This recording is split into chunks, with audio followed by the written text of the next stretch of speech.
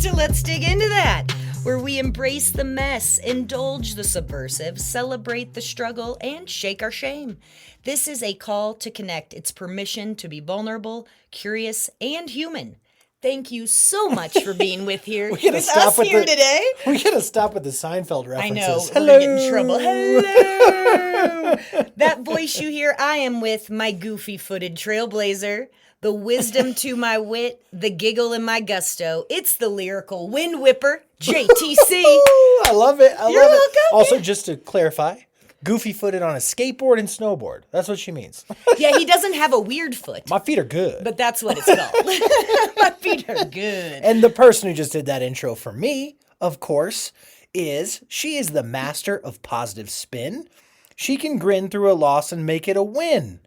She brings the warmth on a cloudy day because she's all about action and not just what people say. It's Jordan, everybody! That was lovely. Very nice. Thank you. Yes, you're Seinfeld representative. So I've got something.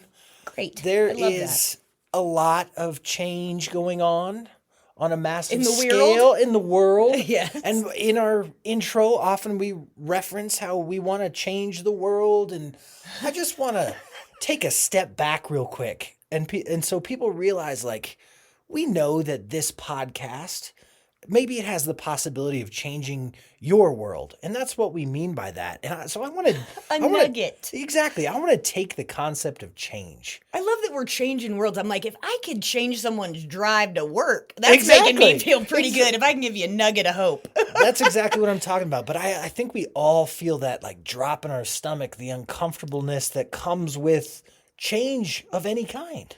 It's true that we throw it around like lasting change, and we're all about it and all this growth, and it sucks. Let's put our money where our mouth is and talk about change. And yes, it sucks. It's terrifying. And so what you're saying is we are not changing the world, but we can still talk about change? Exactly. Okay, I wanna appreciate that, take because I don't this- know if I was ready. Well, when you say the word change, I think immediately with what's going on in the world. That's what I'm talking about. Let's take this small scale. Let's talk about you and me. Micro it up. Let's micro this. And Okay. let's talk about change. And I want to start by saying, why is it so scary?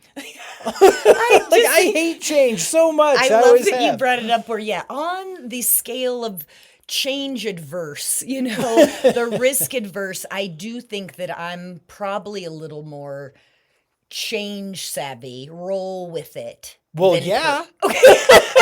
So we are in agreement that yes, the Coppingers are not known traditionally for, in your particular family, for any of you loving change. No, and even on like the small scale possible, like if I knew we were going to dinner on Friday night to a particular restaurant, I would look at the menu and I would look forward to it. And then if we got there and that place was closed, my instant reaction is like, never coming back. Done. It is a full-on temper tantrum. Let's go to sleep. JT's reaction, and again, we understand that you're like, oh, a Friday night, why would this restaurant be closed? It happens to us all the We time. live in the boonies. We live in and a we love very it. unique spot and love it. But rolling with that type of a situation is something that, we just reference it. We're like, oh, county night. It's just part of living in this county. And so, but JT's full on, like the sky is falling, Henny freaking Penny has been such an entertaining watch to a certain degree, but I fear that I'll have nowhere to eat because he's like, not patronizing. I'd hope they don't own other restaurants because we're like taking on the whole family. And so I'm working different. on it. I'm working on it. You are different. I'm different. I am, and I think my only child skills may play into the fact that Oh, you're going back to your childhood? I love it. yeah. I love it. I do. I'm good. Because I'm thinking, I'm like, what caused us to be so insanely different? Because, like I plant little tiny tidbits to get you geared up for a potential, I get a change aroma flowing in the house to kind of like baby step in. You do And my prep work for me, yeah. Yeah, I think I was raised with two super cool parents who, when they got divorced, were both very active in my life, but it was, here's what we're going to do, and here's what's going on in my adult life that you're going to tag along to Right. and figure out how to fit in. You're going to be making friends or entertaining yourself. And so I didn't have the babysitter perhaps type vibe of like, oh, we're all going to be home because mom Yeah. and dad are going to do their thing. And so change was the norm. I think that is very perceptive of you. Well, Sorry. thank you. I'll take that perceptive Because point. I think you're absolutely right. You were trained from a very young age to be adaptable. Yeah, and I think that that's clutch when we're talking about change. Yes. And we started with a very small sort of, hey, the restaurant's closed kind of thing. And that can be enough to send me through. But you handle those kind of situations. I want to toot a little bit. Well, because okay. I It's think, early. I think you're absolutely dead on that you handle those. You're so much more adaptable than I am in the moment. What about on a grander scale? Like those changes that you see coming in the future, like let's say it's a career change or you're moving towns or something big. How do you handle that fear? Because I'm not good at that either. Okay. But I'm getting better and I'm learning. And so I like to think there's a lot of growth there. But how do you handle The word that comes to mind with childhood JT is resistance. Yeah. And so I'm thinking that I was, in a great way, not allowed that opportunity to resist. It was, this is going down. Buckle up, buttercup. Like, have your shoes on. We're rolling. And there you put your foot down as a little kiddo. You had some big personality. Yeah. And I think that this has been confirmed that you won some of those resistance battles. That it Yeah. was fine, we're not going, or he's staying here, or whatever the case. So your dislike of that fear sensation, I think, is because you've got some like, I have to win, which is usually my jam.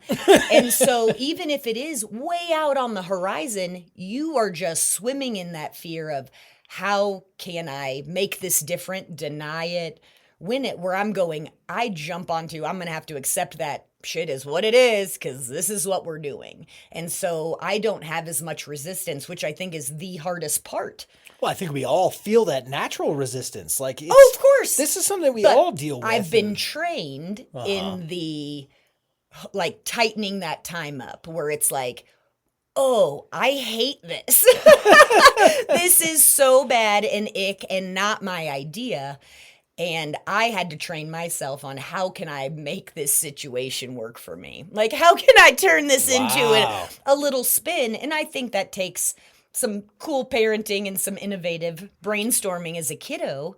But you were going, how am I going to get out of this? And I'm going, how am I going to make the most of it? 100% correct.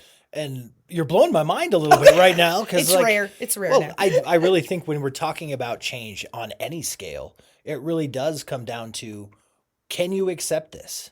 Like, that is the biggest element of... It's coming. It's going to happen. Change is inevitable. It will happen. The quicker you are to accept it is how you have been able to manage in your life. Yes. And acceptance does not mean like for me. Like, Oh, it yeah? doesn't mean I'm like, yay, I'm suddenly going to be like, well, this is the new thing. But it's like, okay, this is my new situation. This is my circumstance. I'm still going to have to take some Jordan ownership and put my own spin on it in Wow. there. I swear on my life, this wasn't intentional. But did you hear the first line of your intro today? She's the master of the positive spin. Oh, I did hear your intro. I was like, what did I say? She can grin through a loss and make it a win. So I didn't want to point out, but you kind of hit it on the head there. Boom! But it's true. Our relationship, me watching this beautiful titty baby meltdown, I'm just teasing.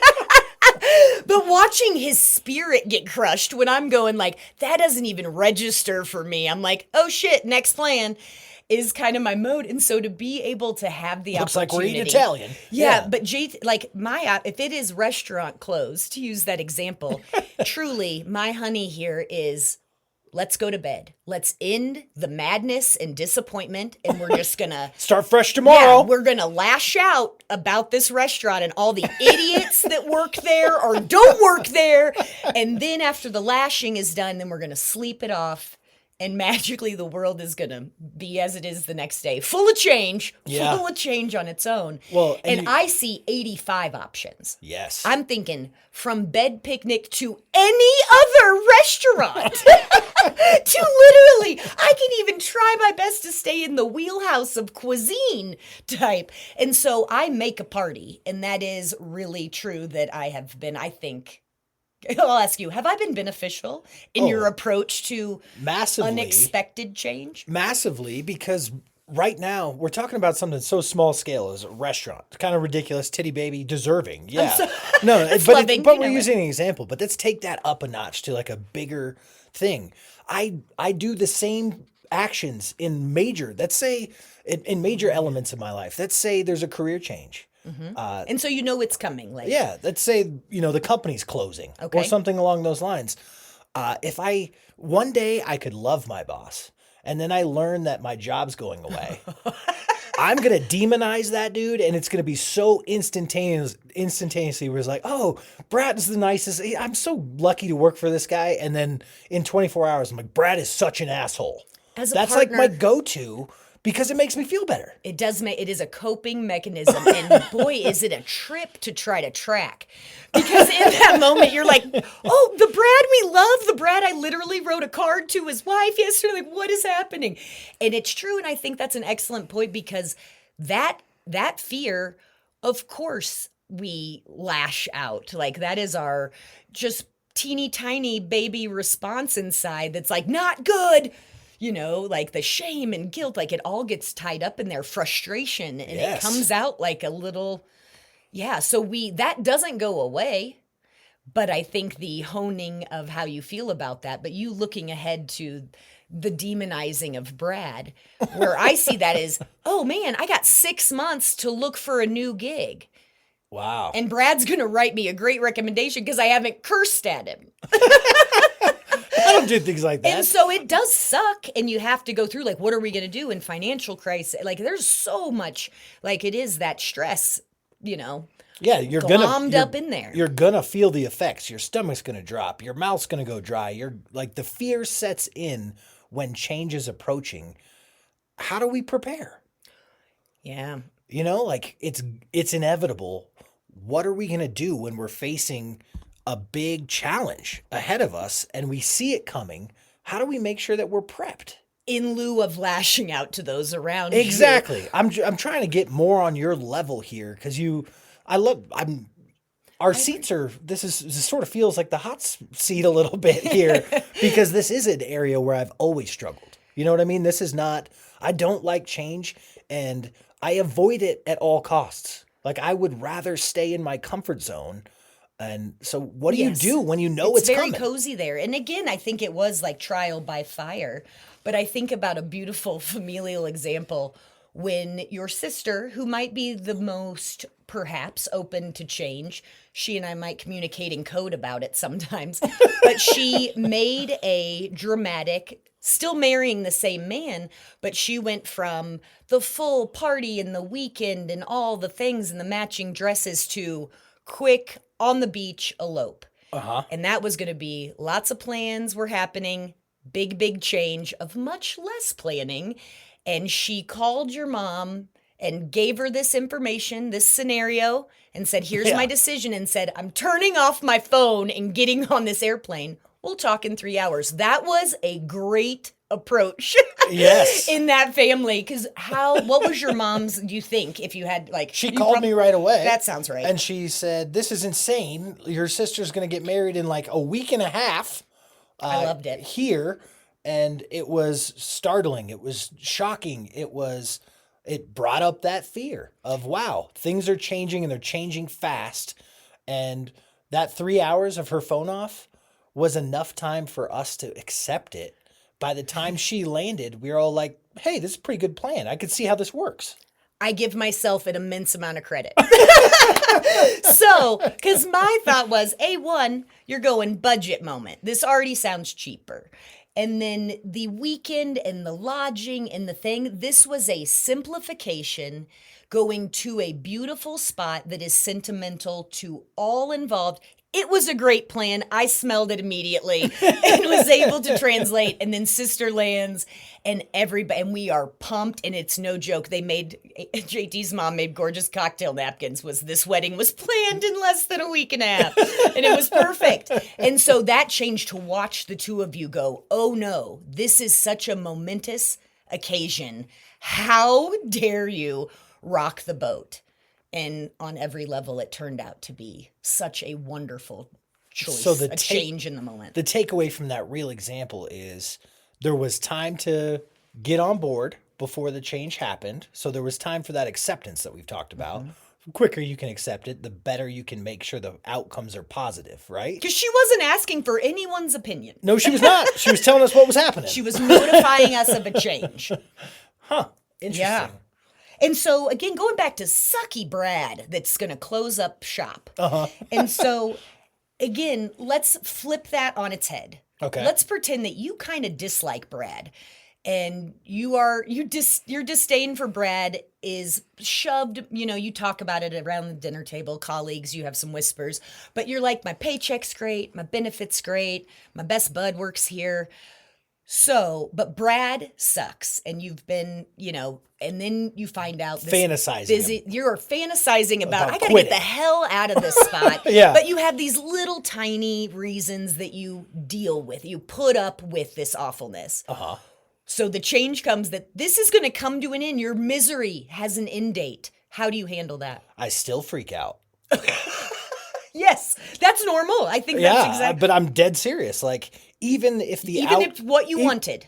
Yeah, even if what I wanted, the change element of it is enough to get me all flipped and get me all out of sorts, and I will freak out. So here is our power position. This is our moment of the freak out's going to happen. Yeah. The fear of change inspires the freak out. Now what can we do to make it suck less? I don't know. I mean, I do.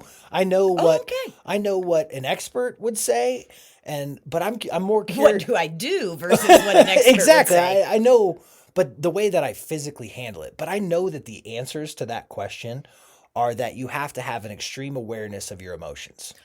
Oh, that is a really, really excellent. That should be number one on the list. And I know that to be true because I teach it to other people. That doesn't make it incredibly easy to do. Implement. Exactly. Because I was good. Like, I think about my reactions. I'm like, I don't want to be known as the flip-flop, fantasize.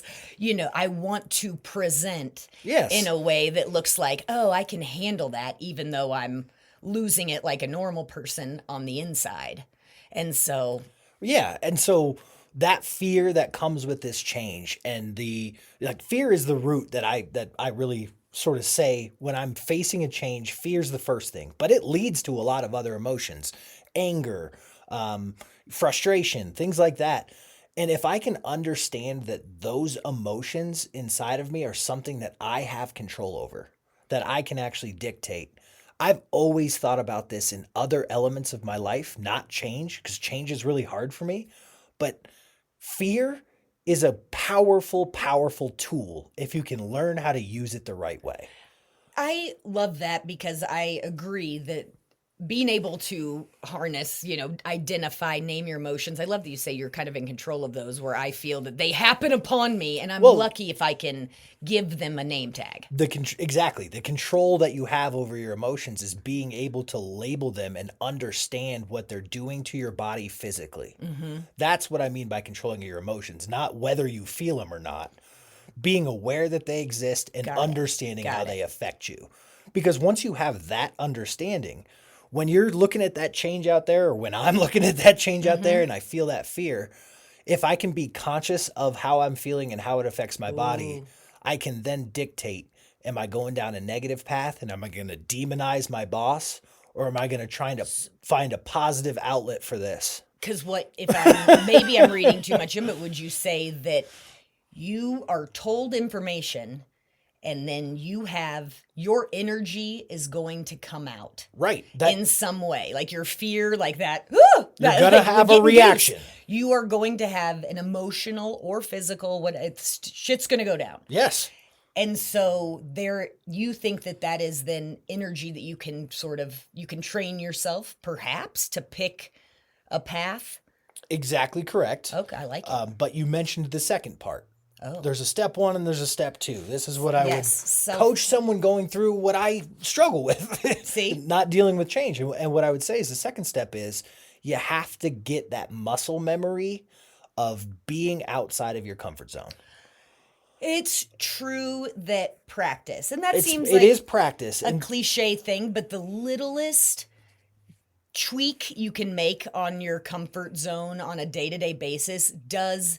If you never change, if you eat the same breakfast every day, drive the same route to work, have the same, hey, Mary, hey, Jimmy, Right. conversation, no shame in that game. But when change happens, inevitably, the fall out, like the explosion that you will have, that muscle memory that you're talking about is, I am going to get to the other side of whatever the ick is in between. Absolutely. And what I mean by muscle memory is just like exercise or anything else that you do, when you do it over and over and over again, it becomes second nature and you don't have to think that hard about it and you just sort of react. And that's what I think you can build this with fear of change. I really do. I think what you can do is find a situation where you can be the dumbest person in the room. I just recently, and I'm very truly proud, it's absolutely right that I walked in to a public speaking group, which is something that I don't carry the same like old school fear, but it's still terrifying as hell. Yeah, it's like the number one fear for people. And so again, I don't consider this public. I'm not wearing shoes right now. And so this is not out there. And I walked into a group that was established and has been meeting for a long time. And I was like, hey, I'm Jordan. I'm new. I'm not going to be good at this. Can't wait to play with you guys. Right. And that's my humor, is the way I handle change a lot too. Like, make a joke until I can buy myself time to figure out what I'm feeling. Right. And so I thought, I am going to self-deprecate a little bit, and not to the point of like, I don't know why I'm here. I'm not like, I shouldn't even be in this room. Don't even call on me. Like, nothing like that. But I'm like, I'm here. I'm vulnerable. And please be nice. Like, I kind of just like came in waving my little flag of like, owning it. That's a perfect example of And what I'm talking about. I don't do that often. That's not a thing I jump at, but I was, that's something I've felt in me that I'm like, this is important to me. I need to be more proactive in how I'm learning in that realm. Those are exactly the steps that I take because this is a struggle of mine. I think about that. I try to label my emotions when someone comes and tells me, hey, this big part of your life is about to change. I now do take that step back, try to analyze how I feel.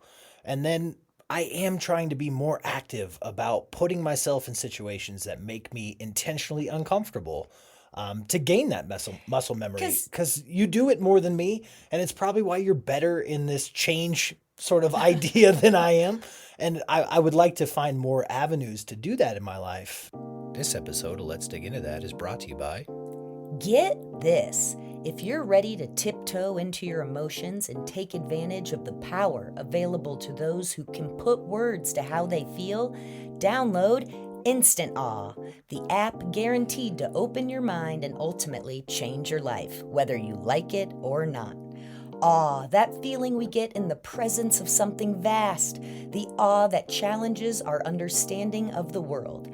Just one click and boom, Instant Awe will astound you with the smallest, most deliciously random notions of awe. From a puppy learning to skateboard to the miraculous mess of childbirth, ding ding, surefire wonderment. Moments of awe, the goosebumps and drop jaws, although remarkable in their own right, research suggests that experiencing awe may lead to benefits from happiness and health to generosity, humility, and critical thinking. For you brainiacs, shifts in neurophysiology include a diminished focus on the self, increased pro-social relationality, greater social integration, and a heightened sense of meaning. Get in touch with your emotions one mind-blowing click at a time. If you can sit in awe, you can sit in anger. Harness the power of having a clue about how you feel with Instant Awe. Tap into the reverence and dread by replacing natural phenomena with a 21st century app. It's simply sublime, instant awe, where we promise that a small change, a shift in thinking, leads to deeper connection and meaning. What an opportunity, because if, again, you have me at screw the fear word, but like if I could harness some energy, that is bigger. Like if we hit pause on that, if there is energy available, this change is coming. There is so much inherent opportunity. Like good and bad is going to come from whichever you buy, this car or that one. Good and bad. Damn it, we go cars again. I don't know why that happens. Yeah, we got to come up with some better Exactly. examples. I'm not wearing shoes. I shouldn't be restaurants behind the and cars. wheel. And so, yeah. And so I think that I lost it. I'm so sorry. Oh, but I got too excited about my cars again. But good and bad is going to come from like this one, the new shinier one that you really love the look of, the transmission. Right. You know, and so being able to know I have some power, I have some agency, and this is going to go down because a lot of, the change that we don't have any control over happens enough. Yes. But hot damn, am I tempted by the opportunity to feel more capable when I feel incapacitated by this, like the uncertainty, the unknown. Because Right. that's what change is I don't know how this ends. So there are, exactly right. And there are experts on this because this is something that I've truly tried to work on. Oh, yes, there's a book on our reading list. We And love to so- brag about books we haven't read. It's our Well, thing. there was one excerpt that I read that I thought was so incredibly powerful. And let's get the book's title. It's Change Enthusiasm. Yes, Change Enthusiasm, Cassandra worthy. I thought this was such a great take on change. And she feels, it's her belief, that how you respond to change, being able to control your emotions, frame it in a positive light, and choose your path by recognizing how this makes you feel, it opens up opportunities. But she believes that how you respond to change in your life is the number one factor in how you will proceed to grow.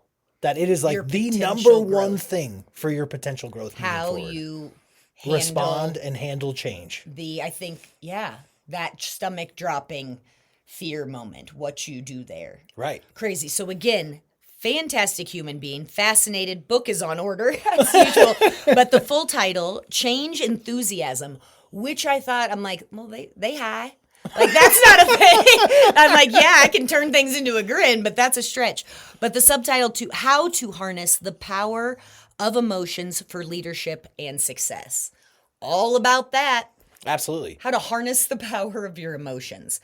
And so, Well, that's what it breaks down to is the emotions are inevitable. Change is inevitable. How are you going to handle it? and so she's doing the mind trickery of how can I make this situation, this change, this impulse, this little moment in time How can work I take for me? Exactly. How can I make this work for me? How can I make this pit of my stomach fear of what's to come work for me? Do you have an example of maybe something that you would be willing to share on this is shitty, but I'm going to try to spin it positive? Yeah, I mean, this is a pretty significant one. Oh, but I should have classed up my lingo. Is No. there an experience in your life you'd be willing to share? a couple years ago, my dad passed unexpectedly. I've talked about it a little bit. But what I've realized in the 2 years since he passed is not only was that the worst thing that's ever happened to me, but it also might be one of the best things that's ever happened to me. Do tell. And the reason I say that is Wow. I had to change my perspective. I've had conversations with my mom and sister, and they completely agree. My dad was sort of the glue that held us all together. And when he passed, both my mom and sister moved to the East Coast, and we're all spread out, and it's a new dynamic. But I was forced by change to see a new side of who I was, because I used to look at my dad and we didn't have a lot in common. You know, he tried to like sports because I was a sports guy, and, you know, we just didn't have a lot in common. Got along, but not a lot of shared interest. But since he's passed, I've noticed how similar we are in our minds and our hearts, the places that actually matter. That's super true. That, like, when you walk into a room, the energy you would both bring is that very approachable, comforting smile. Like there's a warmth about you. Right. And so when this really Interesting. when this really horrible change happened upon my life, I now sit with the feelings, the grief, the anger, the sadness, and I think about how I can make them work for me. And what it really does is I'm angry because I don't get to experience this, but hey, I am that. I get to be Wow. that. And I didn't see that way before he was not around. Does that make Well, sense? it's really difficult when we have to carry, again, no matter how much work you do on yourself, when your parental unit enters the room, you might be able Still to be a contain. You're kid. Yeah. still a kid. Yeah, You're exactly. still that crazy lunatic 8-year-old on the inside. So grief being a unique point there, it's incredibly powerful. But do you think that change is something that is you do on your own then? Because that's something you recognizing, like this event, this tragedy, your life changed forever, undeniably. Right. So is that done? Is change something that is a one-man show? I would say that there's two answers to that. I'm going to break your question down a little bit because the answer is yes, you need a community around you. Okay. However, anytime we're talking about change and you want to take this massive change in your life and apply it and make it a positive, or at least try to stay on a path or find a new path to positive, it starts with yourself. And we talk about AA and I was addiction gonna a lot, say the one that comes to mind is but the choice yeah, or no, decision no to one's stop. ever going to change unless they make the decision to do it themselves, and that's just true. I don't know how else to put it. And but once that change happens, then it requires a community. That's yeah, the non-drinking life that we are leading is, you're right, that we took incredibly different approaches. Yes, We both, yeah, had different, our own personal reasons, but a beautiful opportunity to be kind of a united front in that path. But there was no, it was support, but I agree that you weren't going to tell me. no, you can't change someone's mind No, like that, and it no. could and take it outside of addiction and alcohol. Like, say you're dealing with someone who constantly interrupts you. Hey, that feels pointed. I'm not pointing at you. I'm not pointing at you. That's my promise. But if you constantly interrupt them because they interrupted you, there's no fixing the problem. That's only going to fix by when they recognize, hey, I'm not getting anywhere in my conversations. I didn't even hear what so and so said. It's got to come from within. You cannot coach someone into changing because you want them to. They have to want it. I couldn't agree with you more. That, yeah, I was feeling like change has to be a group effort, but no, it is your fear, your energy with Brad giving you the terrible news of your business closing that you have to choose. There will be folks impacted Of course. around you. And the power of community needs to be emphasized too, because once you've made that shift in your mind and you've decided to recognize your emotions and try to go down a positive path, the more people you can include in that, the more likely you are to find that positive path. Does that make sense? Yeah, that sense of belonging. Because even, I mean, you can find community anywhere. There's even the group of smack talking on Brad. Like, you can find your Totally. tribe Oh, of absolutely. just being pissed about change and do that as well. I'm going to switch. Can I take a tiny shift? Because I can't help but think of embracing change, like this whole, and it's like wellness and well-being and all of the stuff we're all supposed to be. If you're not in it, it's coming at you. We're all in this Yes. personal development and personal growth. And while we are a part of that conversation, it is for our own sanity that we're working through some crap. Yes. And so hopefully it all goes away. But in the spirit of embracing change, do you think this like personal growth culture Uh-huh. we're in, is that real change? Or are we like quick fixing? Like, is this authentic? Like, if I want to change something about myself and I've done it, I've identified emotions and I'm doing it just for me and I'll bring in my community, is that, yeah. Is that real, basically? Yeah. We are in an interesting culture and we're a part of it. We talk about the issues that we face and how we got through them because we hope that it helps other people. I'm going to say basically the same thing I did the first time. It's got to be your decision as a person. If someone's listening to our podcast in hopes of making that change, nothing we say is going to gear them towards making that change. It's got to be the decision that comes within. Right. And so we started this by talking about there's a lot of things changing in the world, but change, like, who was it? What's the famous Gandhi quote? Like the most be the change you want to see in the world. Yeah. It all starts with yourself. Like, truly, it all starts from within. And the only time change happens for yourself and personal growth. And I don't care how much podcasts you listen to or how many memes you saw 5 about days with the therapists. positive light. It's got to be your choice. You have to make the commitment. You have to recognize the emotions that you feel and choose your path. See it as an opportunity as opposed to a setback. I love it. Love it coming out of your mouth, too. I feel like that was my whole plug. I'm out there spinning signs with, let's make this an opportunity. And so I think that systemic change. Oh, man. I know. Change And is a so big topic. You're right. Today, you learned a new word. Fractal. Yeah. And so Yeah. I wanted you to have an opportunity to utilize it. And I think that change is such a perfect primo moment. Well, again, systemic change, if you want to change a big system, it starts within. Change yourself. It starts with the micro changes. It really does. That's how it has to happen. But I was intrigued by this word and this concept of basically a cyclical fractal pattern, basically, is what it's a mathematical term first. But It's then coined by a mathematician who I don't have their name, but a fractal theory of change. fractal theory of change, which again, I'm sort of paraphrasing and struggling. I don't know if you have it written down. What I have here is JT just walked in the room and said, I think this is interesting AF, is what he hollered. And I was like, I'm going to make a quick note of that. But I do have to change the world, change yourself, then change how you work in small groups before you enact big change. Patterns in nature scale upward and downward. It is said that change is fractal. Is that not interesting as F? Is that not just blowing your damn mind? I learned a word today, and I couldn't believe that I hadn't heard it before. But, I mean, the concept is super simple.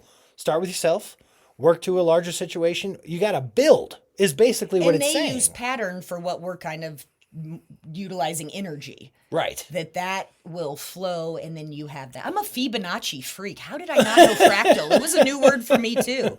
Yeah, we probably should have done more math classes in college, but I did a lot of writing classes, not a lot of math. But a lot of philosophy and women's studies, I know. As far as like a systemic change and changing the big things, the whole concept of fractal just means change is inevitable. That's the pattern of aspects. Is you are going to face constant change throughout your life. It's going to happen. Mother Nature said so. Exactly. Mother Nature said so.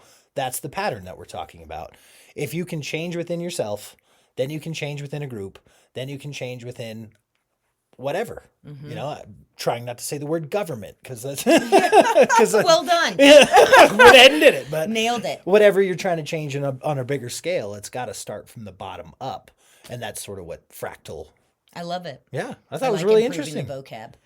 I can't help but think I'm going to make it a weird, like, personal ending moment. Well, but I'm thinking about how, again, first, like, marriage, divorce, illness, death, like, those are the big changes that come, having kiddos. Death of a spouse, I think, is like the biggest one. Yeah. Stress and change to a life, for sure. Yeah, there's scales and points and things that you can look into. But I think about how it was a very slow burn at the end of my first marriage. Like, again, I've mentioned like self-sabotage. Like we together created a misery atmosphere that was not great. And then this change enthusiast, Jordan over here, did nothing but continue the numbing, the lashing out, and the self-destructive path.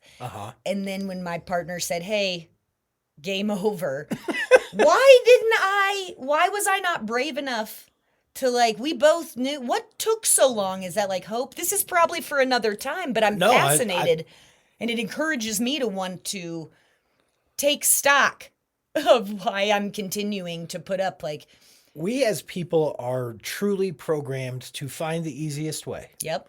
Comfort zone. It's survival at first. Mm-hmm. Like we are programmed to make sure that we are not putting ourselves in unnecessary danger or risk.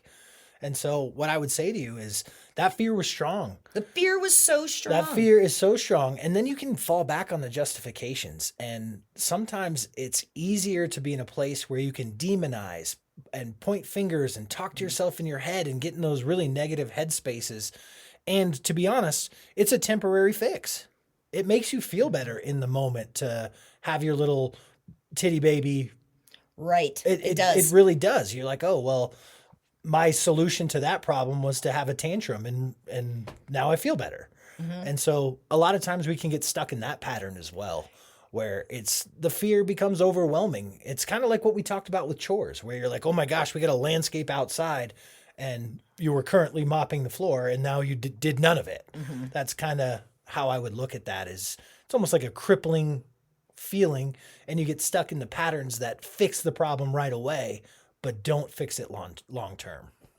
I think that's a great point. And also with change, if you're choosing to take steps in a new direction, what you can do to maintain some sense of normalcy and regularity and routine with that. Absolutely. Because when you are faced with a big upheaval and you have those to lean back on, and yeah, because acceptance again doesn't mean you have to like it. Right. The acceptance part is usually not fun. It's probably the hardest part for sure. When you experience a major life change, especially an unexpected one, the acceptance goes a long way, but that's a great point. A wonderful coping strategy is try to keep somewhat of the same routine. If you can do a lot of the things that brought you joy already in your life, it can make the element that you need to change feel less daunting, and you don't get in that Yes. cycle of negativity that And makes it so you do no growing. Right. Comboing that routine where you feel comfortable and you got your wits about you, you're in the zone. That's when you have the opportunity and power to put yourself in a position to be more vulnerable on purpose, Yes. to toe in the water and just dip into when you have, and then that's that muscle memory you're talking about when it comes, that you will be a little bit better prepared. I have got to read Cassandra Worthy's book. I'm so excited. Cassandra, come visit us. Right? Well, how interesting is it? We always share our successes. Ooh. Going back to community, like what we talk about with people is the generationally, Yeah. like all we talk about is the things that we did well. Imagine if your grandparents shared with you their failures. That is amazing. Like you started the sentence, and I'm like, holy. Well, and you know why they don't? Because you're embarrassed, you're reliving, and Grandpa All doesn't plays in want to with go change. into that vulnerable shame spot of when he wasn't, the strong individual that you've grown to love. Whoa. But everyone here at Let's Dig Into That knows that vulnerability is how you actually build connection. Can you imagine that bond that would form? If we in actually that? shared our failures So first. our new platform is, yes, failures first. Yeah. I love it. All right, we're just about out of time. You asked me a tough one and I answered, and I kind of let you off the hook. About what? Biggest change that you've had to go through and how you handled it or how you were attempting to handle it? Like, care to let the audience in on anything? Biggest change? I mean, I feel I moved to the house that we live in. Yeah, that was a big change. It was a huge change, and I did it very quickly. It was a very symbolic of my personality, where the view took my breath away, and I was like, oh man, yeah, I'm moving. I've mentioned that here on this platform before, that I knew I was going to be able to make it work. I wasn't biting off more than I could chew, but it was going to be a huge project, hence the landscaping, etc. And then, surprise, turns out my roommate, not a good person, and I am now solo in this very team required And you guys had a business venture plan. Business venture, and this is all mine, my ownership by design, to protect my little That's some change. Sacred Heart. And so I moved to a new town where I knew one person, and 3 months and no job, left my career, ditched it all, and then was fully freaking solo. Yeah. And Wow. that is not uncommon. People move for, I move for love, or I move for the new job, and then it falls apart. And so I'm a little bit, kind of Knowing what cliche in that regard, but holy crap, was that an opportunity to go let the fear freaking take over and win and be like, what the hell have I done? And I was like, I am going to figure it out. Like, I have to. And so it was a lot of lying to myself in a positive way of like, oh, you got this. You got this. But I had to take the reins on the fear, or that would have been a crippling moment for me on change. Gotcha. And so I felt hosed, I felt so stupid, and shame on all, and I just, how'd I get myself into this mess? And I did it all while drinking heavily. And so, that happens too. But yeah, it was a Well- huge wake up call on I need a purpose. Hindsight 2020, like how great is it that it led you to all the things that we're doing now? You actually we are. You seized the opportunity. This wasn't a plan. And it wasn't easy. No, it wasn't easy. It was like being thrown in a spin cycle of change. And not like, okay, I've got these, I've fleshed out my 4 scenarios. This was, I am at a high velocity spin and I'm going to get shot out. And so, yeah. Is there anything that you know now that you wish you knew then?